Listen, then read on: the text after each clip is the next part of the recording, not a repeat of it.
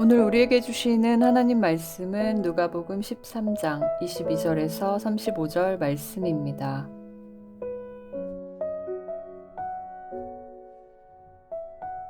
예수께서 각 성, 각 마을로 다니사 가르치시며 예루살렘으로 여행하시더니 어떤 사람이 여짜오되 주여 구원을 받는 자가 적으니이까 그들에게 이르시되 좁은 문으로 들어가기를 힘쓰라.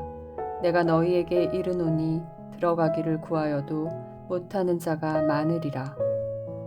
집 주인이 일어나 문을 한번 닫은 후에 너희가 밖에 서서 문을 두드리며 주여 열어주소서 하면 그가 대답하여 이르되 나는 너희가 어디에서 온 자인지 알지 못하노라 하리니 그때에 너희가 말하되 우리는 주 앞에서 먹고 마셨으며 주는 또한 우리의 길거리에서 가르치셨나이다 하나 그가 너희에게 말하여 이르되 나는 너희가 어디에서 왔는지 알지 못하노라. 행악하는 모든 자들아 나를 떠나가라 하리라. 너희가 아브라함과 이삭과 야곱과 모든 선지자는 하나님 나라에 있고 오직 너희는 밖에 쫓겨난 것을 볼 때에 거기서 슬피 울며 이를 갈리라. 사람들이 동서남북으로부터 와서 하나님의 나라 잔치에 참여하리니 보라 나중된 자로서 먼저 될 자도 있고 먼저 된 자로서 나중될 자도 있느니라 하시더라. 곧 그때에 어떤 바리새인들이 나와서 이르되 나가서 여기를 떠나소서. 헤롯이 당신을 죽이고자 하나이다. 이르시되 너희는 가서 저 여우에게 이르되 오늘과 내일은 내가 귀신을 쫓아내며 병을 고치다가 제3일에는 완전하여지리라 하라. 그러나 오늘과 내일과 모레는 내가 갈 길을 가야 하리니 선지자가 예루살렘 밖에서는 죽는 법이 없느니라. 예루살렘아 예루살렘아 선지자들을 죽이고 내게 파송된 자들을 돌로 치는 자여 암탉이 제 새끼를 날개 아래에 모음같이 내가 너희의 자녀를 모으려 한 일이 몇 번이냐. 그러나 너희가 원하지 아니하였도다. 보라 너희 집이 황폐하여 버림받으리라. 내가 너희에게 이르노니 너희가 주의 이름으로 오시는 이를 찬송하리로다 할 때까지는 나를 보지 못하리라 하시니라.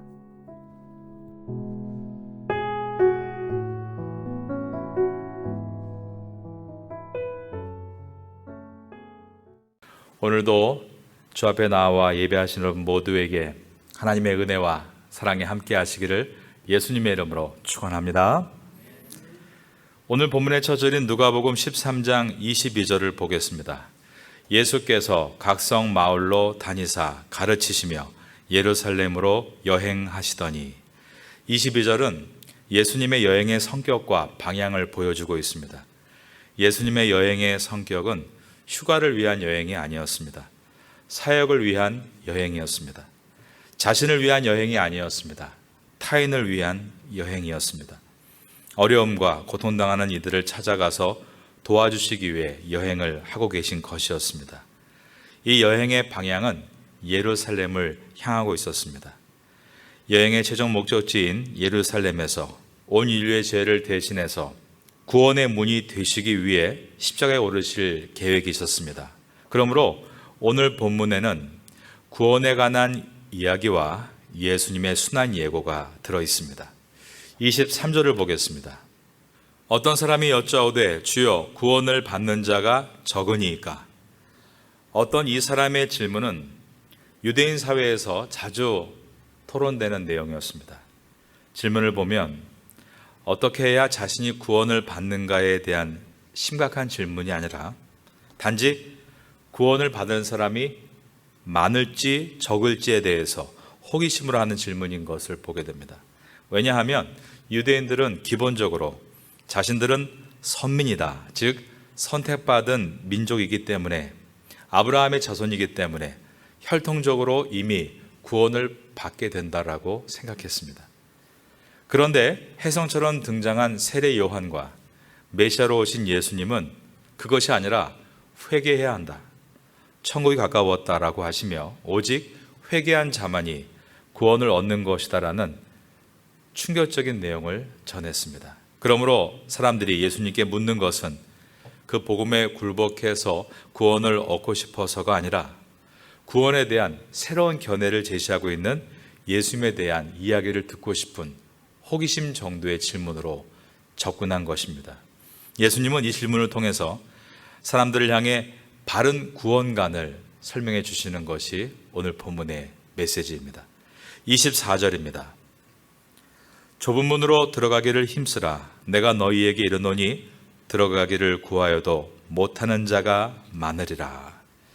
이 사람의 질문은 주여 구원받는 자가 적으니까 호기심에 물었는데 예수님은 그와 그 자리에 있는 사람들에게 좁은 문으로 들어가기를 힘쓰라 라고 하시며 구원이란 남의 이야기하듯 하듯 호기심으로 물을 문제가 아니라 내가 구원을 받았는지 확실하게 점검하고 구원의 길을 선택해야 한다라고 하셨습니다.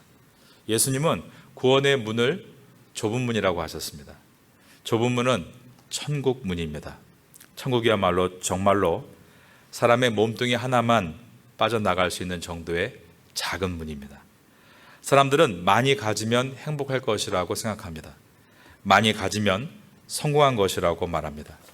그래서 어떻게든 많이 가지려고 합니다.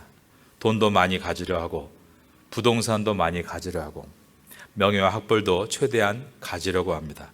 심지어 없는 것도 있다고 거짓말하면서 자신을 과시하려 하기도 합니다. 그런데 6.25 전쟁 때 북한에서 남한으로 피난 오신 분들의 얘기를 들어보면 부동산 아무것도 가지고 오지 못했습니다. 북한에서 가지고 온 땅 문서가 남한에서 무슨 소용이 있겠습니까? 가구며 좋은 것들 다 두고 왔습니다. 정말 몸뚱아리 하나만 가지고 내려온 분들이 많았던 것입니다. 그런데 천국이 바로 그렇습니다. 이 땅에서 아무리 많은 것을 가지고 있어도 천국문을 통과할 수 없습니다. 천국문은 겨우 몸뚱이 하나만 통과할 수 있을 정도의 작은 문인 것입니다. 천국은 우리가 이 세상에서 중요하다고 하는 모든 것들을 다 필터시켜버리는 곳입니다. 그리고 이 좁은 문은 구원으로 가는 유일한 길입니다. 영어로 앞에 정관사 더가 붙음으로 인해서 다른 문은 없다라고 말씀하십니다. 이 문은 바로 예수 그리스도를 상징합니다. 요한복음 14장 6절에서 예수님께서 말씀하기를 내가 곧 the way, 길이요, the life, 생명이요, the truth, 진리이다라고 하시면서 나로 말미암지 않고는 하나님께로 나아갈 수 없다라고 하셨습니다. 이 문은 세상의 눈으로 볼 때는 가치를 발견하기 무척 어려운 초라한 문입니다. 파리의 개선문과 같이 아름답고 웅장한 문이 아니라는 것입니다. 이 땅에 세워진 예수 그리스도를 머리로 하는 초라한 건물 위에 세워진 십자가, 그 교회가 구원의 문의 역할을 하고 있기 때문입니다. 이것을 생각할 때 우리 교회가 얼마나 중요한 곳인가를 다시 한번 숙고하게 되고 구원의 문이 되시는 예수님을 바르게 전하고 사람들을 예수님께로 잘 안내하는 것이 교회의 사명임을 깨닫게 됩니다. 예수님은 좁은 문으로 들어가기를 힘쓰라고 하셨습니다. 여기서 힘쓰라, 성경 원어로 헬라어 아고니 제스테라는 단어입니다. 이 단어는 그 당시에 운동 경기장에서 선수들이 승리를 위해서 결승점을 향해 있는 힘껏 달려갈 때 사용하는 동사였습니다. 그래서 자칫 잘못 해석을 하면 우리가 구원을 받기 위해 우리의 힘으로 필사적으로 뭔가를 해야 한다라고 오해할 수 있습니다. 사실 중세 캐톨릭 교회는 이 구절을 잘못 해석하므로 우리가 구원받기 위해 많은 업적을 쌓아야 한다. 세상에 말하는 타 종교와 같이 업에 대한 것을 강조하기도 했습니다. 교황청이 가르치는 종교의 예식과 행위를 따라야만 구원을 얻을 수 있다. 그러나 그 구원도 하나님만이 아시기 때문에 장담할 수 없다. 이처럼 가르쳤습니다. 그러니 사람들이 얼마나 구원에 대한 두려움이 있었겠습니까? 심지어 사람이 죽으면 지옥도 천국도 아닌 그 중간에 연옥이라는 곳에 들어가게 된다. 만약 여러분들이 면죄부를 사게 되면 당신의 죽은 부모는 그 연옥에서 천국을 향해 한 계단 올라가게 될 것이다. 그러나 이것은 성경에 말씀하는 바가 아닙니다. 하나님의 말씀인 성경은 우리 죄를 대신해서 십자가에 못 박히신 예수님의 보혈의 공로로 구원의 문이 열렸고, 그것을 믿음으로 받아들일 때 구원의 좁은 문을 통과하게 되는 것이다 라고 가르치는 것입니다. 따라서 좁은 문으로 들어가기를 힘쓰라는 말은 구원을 얻기 위해서 우리가 어떤 업적을 쌓아야 된다는 말이 아니라, 하나님이 우리가 구원받지 못하도록 여러 군데 심어놓은 까다로운 시험을 통과해야 된다는 말이 아니라, 십자가를 통해서 열어주신 그 구원의 문을 믿음으로 통과해야 한다라는 뜻입니다. 이것을 힘쓰라라고 말씀했습니다. 왜 힘쓰라라고 말씀했는가? 그 이유는 구원의 문을 통과하는데 그 믿음을 갖지 못하도록 지금도 사탄은 24시간 깨어서 우리의 믿음을 미혹하고 있기 때문입니다. 그러므로 좁은 문으로 들어가는 것이 왜 힘든가? 사탄의 미혹은 사람을 아주 분주하게 만들고 바쁘게 만듭니다. 예배드리지 못하게 합니다. 가치 없는 것들에 모든 마음을 다 빼앗기게 합니다. 그러한 사탄의 미혹 아래에 인간들은 살아가고 있습니다. 그러나 엄밀히 말하면 그렇게 미혹에 빠지는 것은 인간의 탐심 때문입니다. 세상에 빠져있는 사람에게는 좁은 문, 이 구원에 대해 관심을 가질 시간이 없습니다. 그러기에 물고기가 강을 거슬러 올라갈 때 2배 에너지를 내면서 영루에 올라가는 것처럼 마귀가 주도하는 이 화려하고 분주한 세상 가운데 좁은 문을 찾아 들어가기 위해서는 용기와 결단이 필요하다. 바로 이것이 좁은 문으로 들어가기를 힘쓰라라는 뜻인 것입니다. 그리고 이 힘쓰라에는 문을 통과하고 난 후 또한 길의 과정도 포함됩니다. 병행 본문인 마태복음 7장 13절과 14절에서는 오늘 본문의 내용을 이와 같이 표현하고 있습니다. 좁은 문으로 들어가라. 멸망으로 인도하는 문은 크고, 그 다음 보니까 그 길이 넓어 그리로 들어가는 자가 많고, 세상의 길을 넓은 길이라고 했습니다. 7장 14절에는 생명으로 인도하는 문은 좁고 길이 협착하여 찾는 자가 적음이라. 구원의 길은 좁고 협착하다라고 표현했습니다. 여기에는 이처럼 좁은 문과 함께 좁은 길에 대한 말씀이 들어있는 것입니다. 예수님께서는 나는 길이요라고 하셨습니다. I am the way. 이 뜻은 우리가 걸어가야 될 인생의 패턴을 주님께서 미리 보여주신 것입니다. 예수님은 우리가 걸어가야 될 인생길의 표본이십니다. 우리는 그분의 길을 따라가는 것입니다. 그래서 예수님 믿고 구원받았다는 것은 좁은 문을 통과함과 동시에 이제는 예수님께서 걸어가신 좁은 길을 걸어가는 것까지 포함됩니다. 이 좁은 문을 지나서 좁은 길을 가기 위해선 대가를 치러야 합니다. 대가를 치러야 한다는 말은 첫 번째가 자기 자신을 포기해야 한다는 뜻입니다. 우리의 옛사람은 얼마나 세상적입니까? 우리는 가만히 놔두면 세상을 좋아하게 되어 있습니다. 누구나 화려한 것 좋아하고 주목받는 것 좋아합니다. 우린 본능적으로 다 공주병과 왕자병이 걸린 사람들입니다. 이렇게 시퍼렇게 살아있는 옛사람 때문에 우리의 본성은 좁은 문, 좁은 길을 가기를 싫어합니다. 그러므로 날마다 예배자로 살아가며 사도 바울처럼 나는 날마다 죽노라 고백하고 말씀과 기도 가운데 옛사람에 대해서 죽고 예수 안에서 새 사람으로 살아가는 것, 이것이 바로 좁은 길을 걷는 인생입니다. 세상에서 인정받고 싶은 욕망, 자존심, 욕심, 그 모든 것을 내려놓지 않으면 우린 좁은 길을 걸어갈 수 없는 것입니다. 우리가 세상에 살면서 세상의 것을 분명 누려야 됩니다. 옷도 필요합니다. 차도 있어야 합니다. 집도 있어야 합니다. 그러나 주님의 말씀은 집착해서는 안 된다는 것입니다. 주님이 우리에게 성공을 주실 수도 있습니다. 사업이 잘 될 수 있습니다. 우리의 재산이 불어날 수 있습니다. 그러나 주님의 말씀은 사명을 잃어버리고 거기에 집착해서는 안 된다는 것입니다. 이런 것들을 가지면 내가 행복해질 것이다. 그러한 생각이 계속 들어옵니다. 그것을 싸워 이겨나가야 합니다. 좋은 하우스, 집을 얻으면 행복한 홈, 가정을 가질 수 있다라고 유혹하는 잘못된 생각을 밀어내야 합니다. 자식에 대한 집착도 포기해야 됩니다. 자식을 잘 키워놓으면 부부관계도 회복될 수 있고 모든 것이 잘 될 수 있다. 그렇게 생각해서는 안 됩니다. 나의 기쁨은 하나님께로부터 오는 것이지 자식이 오는 것이 아니기 때문입니다.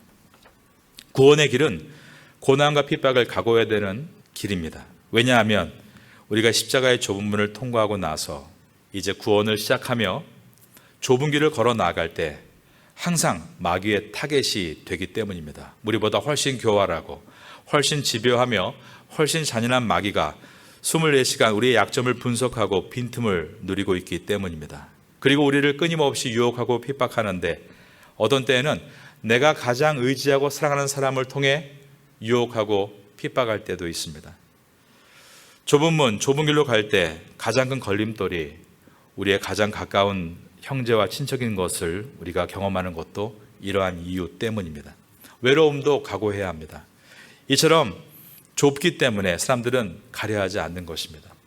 하나님의 자녀들은 고독과 왕따를 각오해야 합니다. 여기서 왕따란 왕을 따르기로 작정한 사람들. 숫자는 작지만 우리가 교회에서 만난 성도들은 그런 왕따를 결정한 사람들이고, 그러기에 함께 좁은 길로 들어선 우리는 한 형제와 자매임을 잊지 말아야 됩니다. 여러분도 교회에서 일하시면서 어려운 일을 겪으면 다투게 되죠. 다툴 수 있습니다. 그러나 반드시 화해하시기 바랍니다. 우리가 정말 의지해야 될 가족임을 잊어서는 안 됩니다. 서로 격려하고 사랑하며 철이 날카롭게 하듯이 우리 안에서 훈련받고 서로의 믿음을 도와주는 진정한 동역자임을 기억해야 합니다. 교회는 믿음의 공동 분모를 가지고 모여있는 사람들의 집단입니다.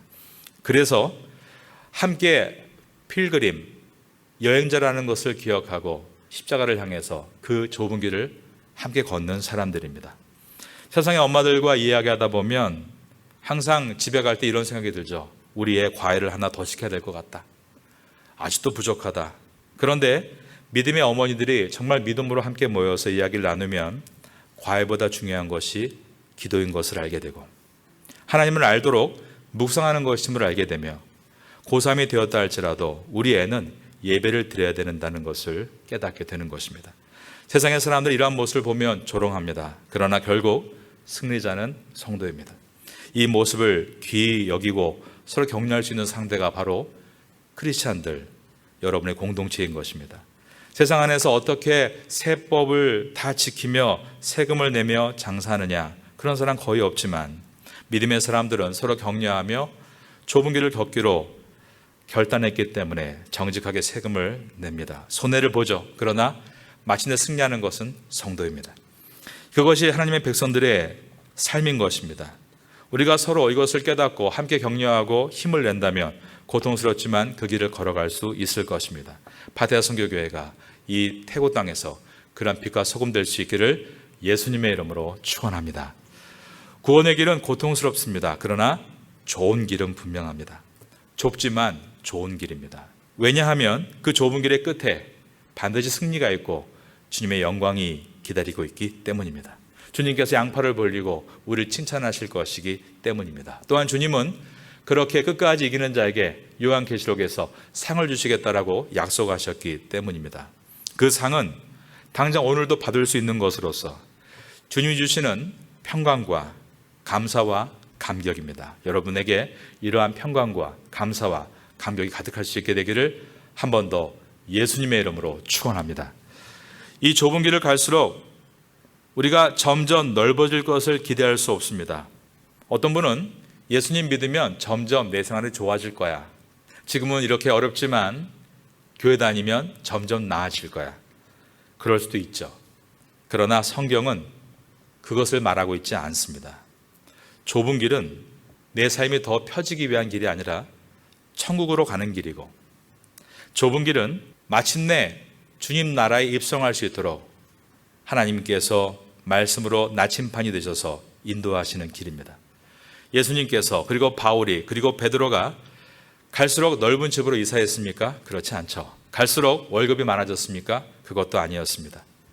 예수님의 결론은 십자가였고 요한의 결론은 반모섬의 귀향이었으며 바울의 결론은 로마의 순교였습니다. 그러나 그 복음의 끝에서 하나님의 영광을 만날 수 있었고 그 복음의 영향력은 온 세계를 덮었습니다. 좁은 문으로 들어가라, 이 의미는 우리 보고 좁은 길을 구경하라가 아니라 정말 그 안에 들어가 살아내라는 것입니다. 즉 이것은 행동으로의 초청입니다. 주님 말씀은 대충 겉으로 듣고 구경하면 얼마나 좋은지 모릅니다. 편안하거든요. 그러나 막상 이 말씀이 점점 내 안에 감동이 되고 이 말씀대로 살아내려고 할 때 고통이 시작이 됩니다. 그것은 내가 위선자라는 사실을 만나는 것입니다. 나의 위선과 게으름을 만나게 됩니다. 그때가 가장 힘듭니다. 하지만 그러한 경험을 통해서 우린 점점 시간이 지날수록 내가 얼마나 많은 일을 했느냐가 아니라 내가 얼마나 많이 변했느냐를 보게 될 것입니다. 점점 변하는 내 인생을 보면서 하나님 말씀은 살아서 내 안에 감동으로 역사하심을 깨닫게 될 것입니다. 만일 우리가 영적으로 하나도 변하지 않고 귀 동냥으로만 하면서 또 눈 동냥만 하면서 교회 다닌 경력만 는다면 오늘 본문에 나와 있는 유대인들처럼 가장 불쌍한 자가 되고 마는 것입니다. 이 좁은 문, 좁은 길을 어떻게 인간의 힘으로 갈 수 있단 말입니까? 그래서 성령께서 우리에게 임하셨습니다. 말씀을 읽을 때 성령의 스파크가 일어나고 어떤 날 큰 감동으로 마음이 확 무너질 때도 있지만 그것은 무너지는 것이 아니죠. 다시 우리를 이렇게 세우기 위한, 건설하시기 위한 주님의 은혜입니다.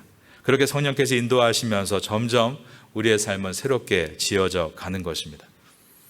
인간의 본능은 넓은 길로만 가고 싶어하고 편한 길을 걷고 싶어하나 주님의 말씀과 성령의 감동을 통해서 우리는 다시 우리의 길이 좁은 길임을 깨닫고 그 구원의 길을 잃지 않게 되는 것입니다. 자기 권리를 주장하고 실력만큼 누리고 싶고 칭찬받고 싶어하는 그러한 우리의 이기적인 생각이 말씀을 통해 다시 우리가 가야 될 길은 좁은 문임을 선택하게 되고 그 말씀 앞에 순종하게 되는 것입니다. 이 모든 것은 나의 의지와 노력이기 전에 성령의 감동이요 인격적인 하나님께서 나를 권면하시기 때문입니다. 오늘도 이 밤에 그러한 주님의 인격적인 은혜를 만날 수 있게 되기를 바라겠습니다. 24절 후반부에 보면 좁은 길을 구하여도 못하는 자가 많으니라 라고 되어 있습니다. 이 말이 무슨 뜻인가? 그 문의 주인이신 예수님께서 허락하지 않는다는 뜻입니다. 이 말의 뜻은 그 문을 들어가는 것은 예수님의 방법대로 들어가야지 인간의 방법으로 들어올 수 없다는 뜻입니다. 유대인들은 열심히 노력합니다. 그러나 자기의 방법을 사용합니다. 그들은 자기의 방법대로 이 문을 통과하려고 했습니다. 방법이란 첫째, 종교적인 행위와 두 번째, 혈통으로였습니다. 예수님께서 말씀하십니다. 누가복음 13장 25절을 보겠습니다. 집주인이 일어나 문을 한 번 닫은 후에 너희가 밖에 서서 문을 두드리며 주여 열어주소서 하면 그가 대답하여 이르되 나는 너희가 어디에서 온 자인지 알지 못하노라 하리니. 26절입니다. 그때 너희가 말하되 우리는 주 앞에서 먹고 마셨으며 주는 또한 우리를 길거리에서 가르치셨나이다 하나. 주 앞에서 먹고 마셨다. 오늘날로 말하면 교회에 잘 나왔고 예배 후에 함께 식사도 하고 사역하는 현장에 항상 있었다라는 뜻입니다. 오늘날 기독교 종교에 자유가 있는 여러 나라들에 사는 사람들은 대부분 믿음의 문화권 안에서 자라나서 기독교 교육을 받고 자라납니다. 어디서든지 하나님 말씀 듣는 것이 이상한 일이 아닌 그것이 문화화된 나라들, 그런 자유의 나라들이 많습니다. 항상 기독교적 환경에 젖어 있기 때문에 당연히 나는 구원을 받았다 이렇게 자격이 있다라고 생각하는 사람들이 많습니다. 미국 같은 경우 교회 성도가 5,000명이라고 하는데 주일날 모이는 성도가 80명입니다. 그 나머지 4,920명은 어디 가는가 물어보면 이스터 데이, 그러니까 부활주일에 다 온다는 것입니다. 그리고 하비스트, 추수감사주일에 다 온다는 것입니다. 두 번 올 때를 대비해서 이렇게 본당을 크게 만들어 놓고 평소에는 80명이 예배드린다. 그것이 바로 그들이 갖고 있는 형식주의이고 오늘날 우리에게 위험한 경계해야 될 모습입니다. 두 번째로 혈통을 주장합니다. 누가복음 13장 28절입니다. 너희가 아브라함과 이삭과 야곱과 모든 선지자는 하나님 나라에 있고 오직 너희는 밖에 쫓겨난 것을 볼 때에 거기서 슬피 울며 이를 갈리라. 자기들이 아브라함과 이삭과 야곱의 자손인데 구원 못 받겠느냐? 그런데 하나님께서 말씀합니다. 그래, 아브라함과 이삭과 야곱은 천국에 있다. 하지만 너희는 아니다. 그들은 아브라함의 믿음은 본받지 않고 아브라함의 혈통만 자랑했을 때 큰 착각을 가진 것입니다. 자기들도 그 혈통임으로 들어갈 수 있다. 그러나 예수님은 그들의 착각을 철저하게 깨고 계십니다. 유대인들의 혈통과 종교 행위로 구원의 문을 통과할 수 없다라고 하신 것입니다. 너희들의 방법이지 이것은 복음의 방법이 아니라고 하신 것입니다. 구원의 문은 하나님이 열어주셔야 들어갈 수 있고 구원의 문을 향한 트랙은 하나님 방법대로 돌아야 합니다. 내 마음대로 다른 길을 선택하고 거꾸로 돌면서 그 문을 들어가겠다고 하는 것은 어불성설입니다. 29절입니다. 사람들이 동서남북으로부터 와서 하나님의 나라 잔치에 참여하리니, 이 말씀은 매우 충격적인 말씀입니다. 유대인들의 이 선민의식을 완전히 부수시는 말씀입니다. 유대인 민족에게 민족은 있지만 열방이 없습니다. 그들은 하나님께서 우리 민족만 사랑하신다. 심지어 가까이 있는 사마리아 사람을 개돼지로 표현합니다. 그런데 예수님께서 말씀하기를 유대인 너희들뿐 아니라 열방의 모든 영혼이 이 십자가의 복음을 통해 좁은 문을 통과하게 될 것이다. 하나님은 온 열방을 품고 계신다라고 하셨습니다. 아까 유대인이 질문했던 구원받을 자가 많으니까 적으니까, 이 질문에 대해서 예수님은 아무라도 셀 수 없는 큰 무리가 구원을 얻게 될 것이다. 계시록 7장 9절 말씀을 이렇게 표현하셨습니다. 이 하나님의 나라의 구원의 문은 혈통으로 들어가는 것도 아니고 경험으로 들어가는 것도 아니라 오로지 구원에 대한 절박함을 가진 사람만이 그들의 나라가 될 것이다. 30절입니다. 보라, 나중된 자로서 먼저 될 자도 있고 먼저 된 자로서 나중될 자도 있느니라 하시더라. 이 말씀은 교회 오래 다니는 분들이 제일 싫어하는 말씀입니다. 하나님은 늘 새신자만 사랑하시나? 그것이 아니죠. 여기에 나중된 자는 이방인을 가리키고 먼저 된 자는 유대인을 가리킵니다. 유대인들의 선민의식을 부수시는 말씀입니다. 마태복음은 이것을 좀 더 구체적으로 천국은 침노하는 자가 빼앗는 것이다 라고 하셨습니다. 이 뜻은 무엇입니까? 복음에 대해서 적극적인 자가 구원을 받는 것이다. 은혜에 목마른 사람이 구원을 받는 것이다. 하나님의 갈망이 있는 사람이 구원을 얻게 되는 것이다 라는 말씀입니다. 여러분, 우리가 언제 목말라하고 갈망합니까? 고통이 있을 때이죠. 그래서 여러분이 갖고 있는 고통은 어떤 때에는 하나님께서 우리에게 이러한 목마름과 갈망을 주시기 위한 그 놀라운 축복을 쌓는 보자기로 우리에게 올 때가 있는 것입니다. 여러분에게 고통과 괴로움이 있다면 오히려 그것이 여러분에게 놀라운 축복의 문이 되기를 바라고, 그 괴로움을 통해서 절망하지 말고 괴로움과 함께 더욱더 주님을 갈망할 수 있는 성도가 될 수 있기를 예수님의 이름으로 축원합니다. 하나님은 겸손하고 은혜에 대한 갈망을 갖고 있는 그러한 개인과 교회와 민족을 사용하십니다. 그러한 민족에게 부흥을 주십니다.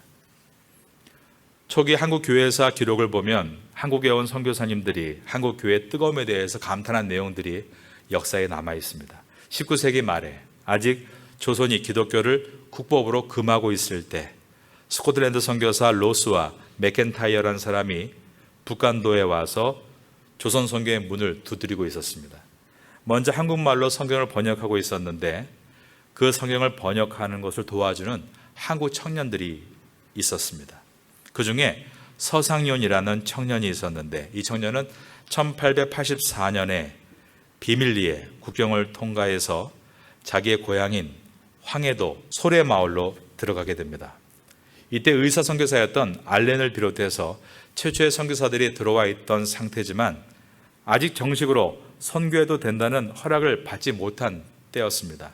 그런데 이 서상윤이 복음을 들고 들어가서 지방으로 다니는 것입니다. 그리고 황해도 소래마을에 교회를 세웁니다. 한국 최초의 교회는 황해도 소래에 있는 교회인데 선교사가 세운 교회가 아니고 한국 청년들이 세운 교회였습니다. 교회를 세운 그들은 또 복음을 가지고 의주, 정주, 강계, 북한 지역에 복음을 전합니다. 그래서 이미 믿음을 가진 성도들이 많이 생겨나게 되었고 몇 년 후에 서울에 있는 언더우드 선교사에게 찾아와서 저 북쪽 땅에 오셔서 세례를 좀 베풀어 달라고 강청을 합니다. 그래서 언더우드 선교사가 세례를 주려고 가보니까 놀라운 것은 이미 믿음을 가지고 있는 100명의 사람들이 세례를 받겠다라고 준비를 하고 있었던 것입니다. 그런데 조선의 법이 이것을 금하고 있기 때문에 할 수 없이 압록강을 넘어서 중국 땅에서 세례를 주려고 준비합니다. 그래서 처음 압록강을 넘은 사람들이 32명이었습니다. 그런데 언더우드 선교사가 걱정했던 것은 이것이 발각이 되면 그들은 다 죽게 되는 것입니다. 그래서 언더우드가 마지막 세례를 베풀기 전에 질문 하나를 더 추가했습니다. 이것은 세상에 없는 우리나라에만 있는 질문이었는데 그것은 조선의 국법이 기독교를 금하고 있다는 것을 알고 있습니까? 예. 그러므로 이 세례를 받으면 재산을 빼앗기고 맞아 죽고 감금당하고 처형할 수 있다는 것을 알고 세례를 받겠습니까? 이것이 그 당시에 최초의 우리의 나라의 세례 문답이었습니다. 그러면서 그들은 세례를 받았습니다. 이것이 초창기 한국 교회의 열심이었습니다. 언더우드는 감탄을 합니다. 7명의 학생들을 데리고 성경 공부를 시작했는데 20년 뒤에는 5만 명이 넘는 한국 교회 평신도들이 성경 공부에 매진을 합니다. 그리고 평양에 대부흥이 일어납니다. 그 다음부터는 수십만이 넘는 사람들이 부흥사경회를 열게 되는데 지방에서부터 쌀을 어깨에 메고 가마를 들고 와서 밥을 해먹으면서 예배를 드렸습니다. 복음이 들어온 지 30년 만에 미국의 선교사들은 평양을 언제부턴가 동방의 예루살렘으로 부르기 시작했습니다. 바로 그것이 한국교회의 역사입니다. 우리가 지금 이 시대 가운데 가져야 될 것은 더 큰 경제성장, 더 많은 돈이 아닙니다. 이 열정입니다. 은혜에 대한 갈망, 이 갈급함이 있을 때 하나님께서 좁은 문을 많은 영혼들에게 열어주셔서 그들이 함께 예수 믿고 새로운 삶을 시작할 수 있기 때문입니다. 파타야 땅에 이러한 문이 열리기를 바라고 이 문을 열 수 있는데 쓰임받는 우리 모두가 될 수 있기를 예수님의 이름으로 축원합니다.